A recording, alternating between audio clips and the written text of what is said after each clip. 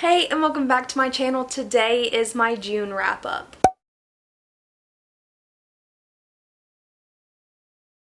So I'm not going to go in any particular order. I'm just going to grab them off the top of this stack next to me that I have. And I'm going to start off actually with the one book that I read that I do not have a physical copy of, just to make things easier. But I did read 13 books in June, and here they are. So the first book I'm going to be talking about is Love on the Brain by Ali Hazelwood. I did receive an ARC for a copy of this book.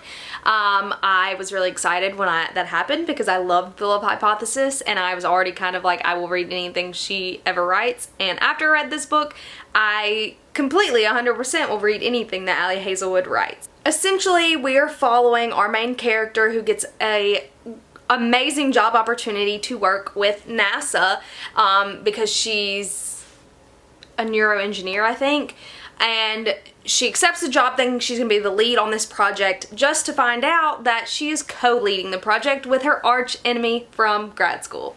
And it kind of goes from there. When she gets there, she has lots of problems, and so she's going to have to make an alliance with her arch enemy to kind of fix things, and then, you know, things develop from there. Again, I love the academic side of these books by Ali Hazelwood. I thought it was really cool. One of our side characters was absolutely hilarious. I loved her. She reminded me a lot of I can't remember her name, the girl from Parks and Rec that's with Andy. They are very similar in like the type of humor they have. So I really enjoyed this book. I rated it 5 stars. It was definitely a great way to kick off some romance. It's one of the first romances I read during this month, and I sped through it. I read it in like a day and a half. It was great. I loved it, and I will probably be buying a physical copy of it when it comes out just to have, so I can put it next to Love Hypothesis on my shelf up here.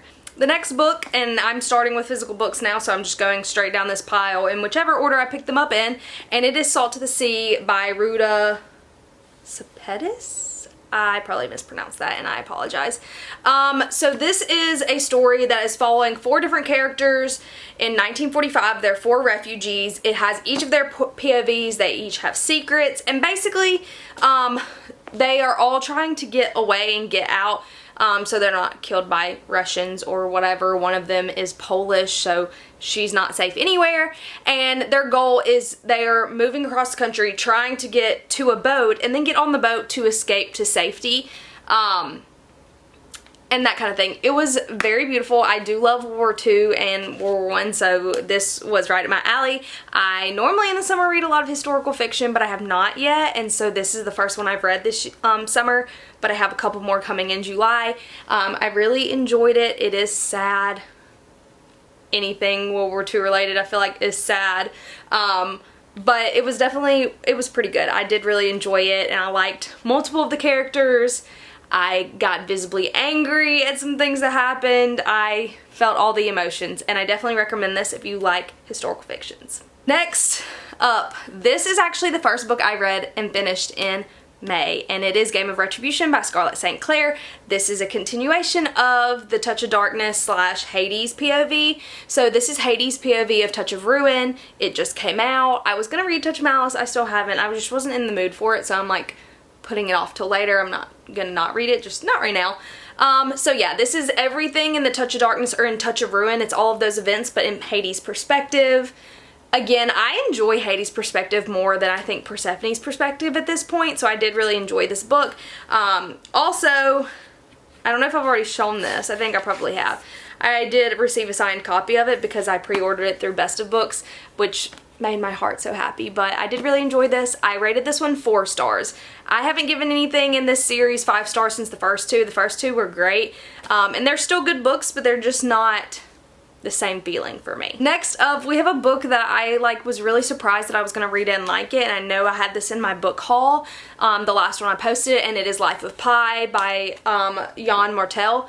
I absolutely loved this book. So I've seen the movie like way long time ago, but I had basically forgotten the entire plot of this book, so it hit me pretty hard.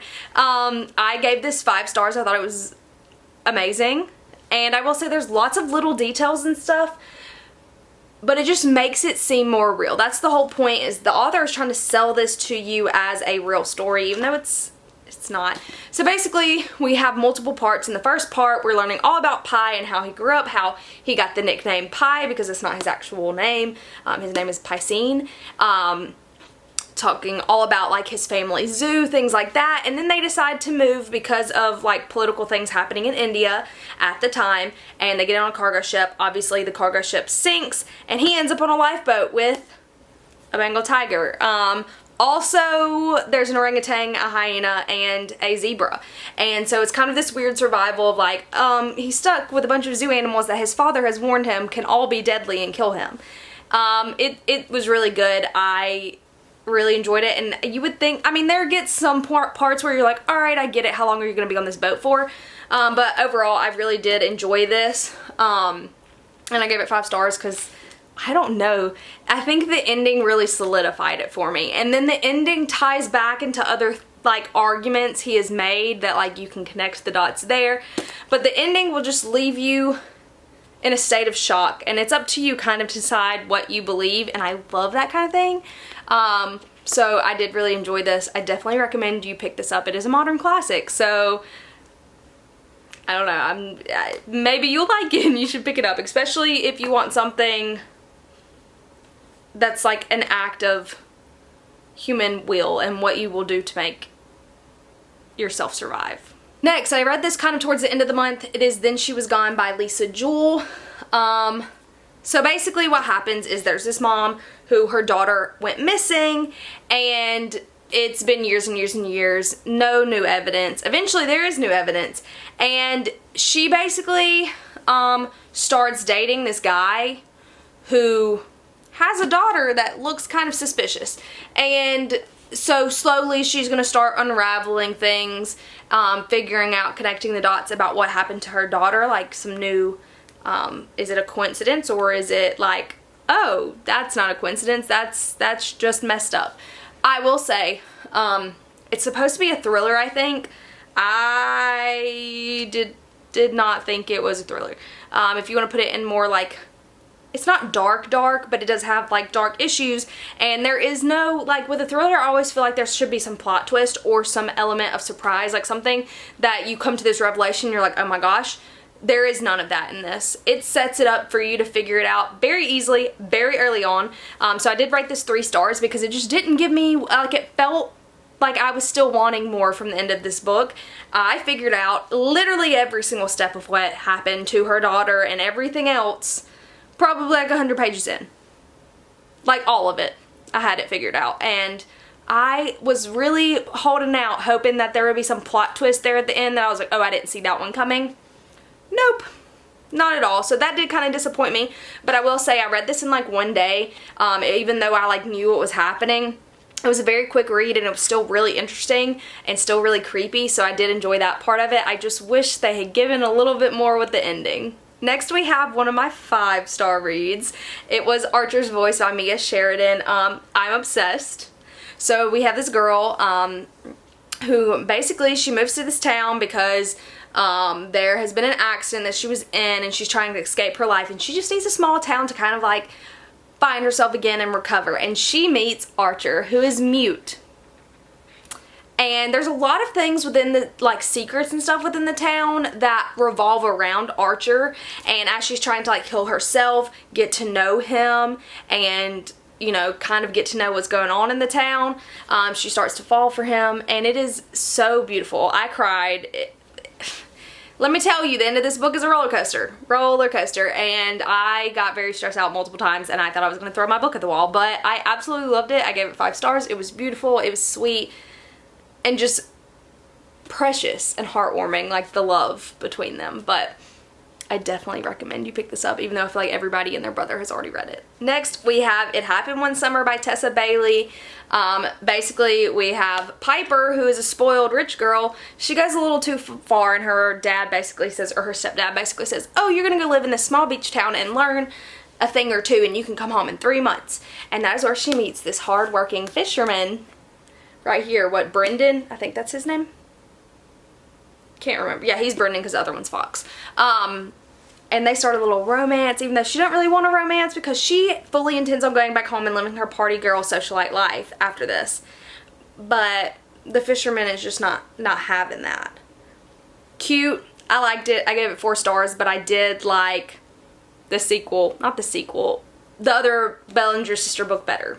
And that book is Hook, Line, and Sinker by Tessa Bailey. This one is about her sister Hannah, who's into music. She's not a spoiled brat. She has a job, that kind of thing.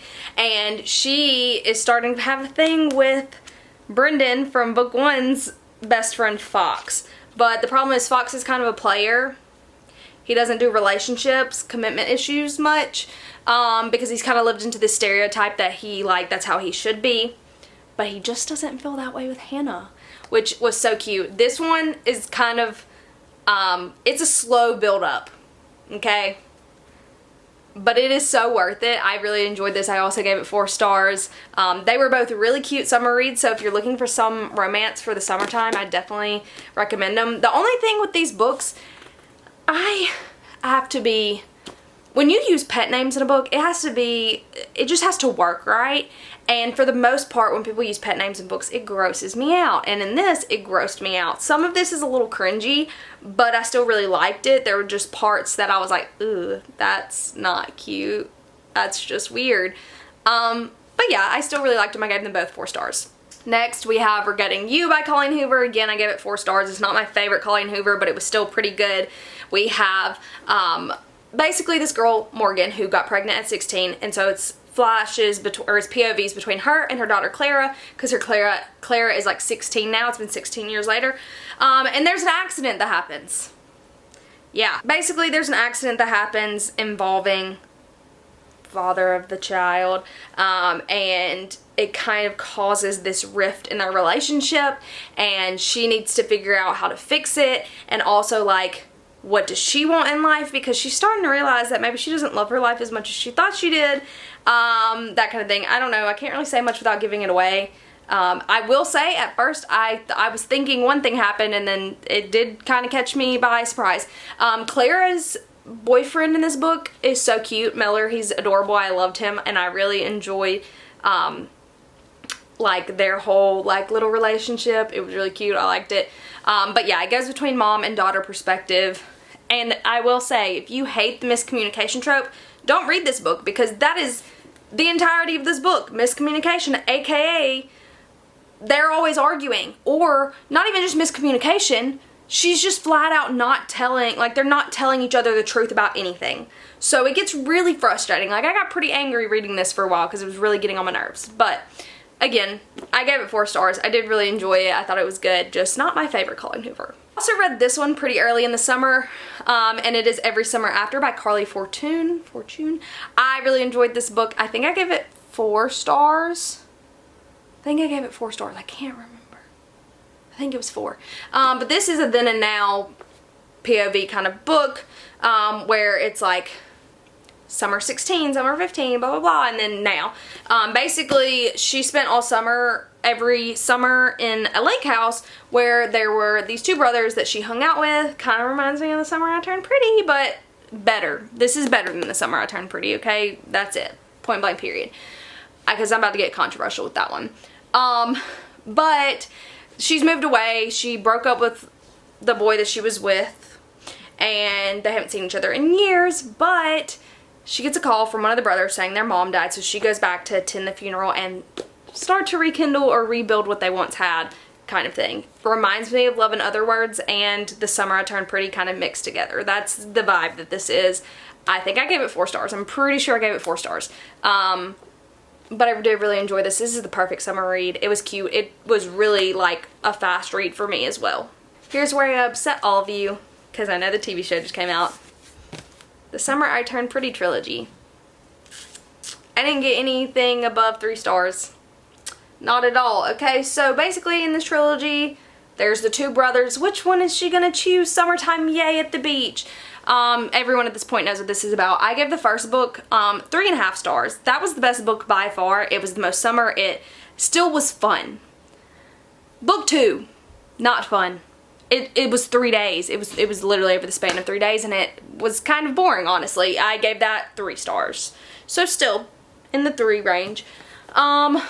The ending of that book, I was just kind of angry.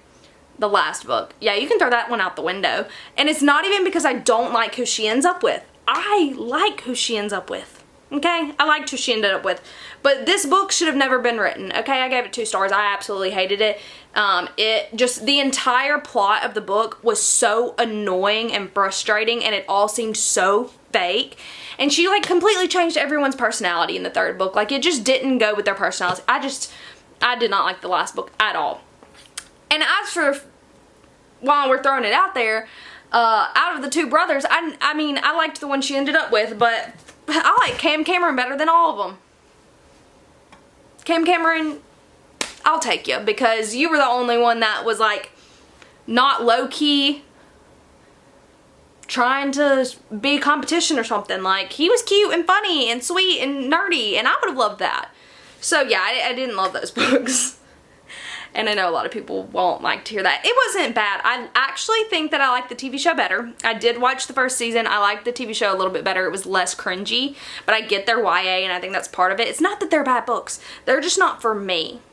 I probably would have loved them in middle school though, so there's that. But thank you so much for watching, and I'll see you in the next one.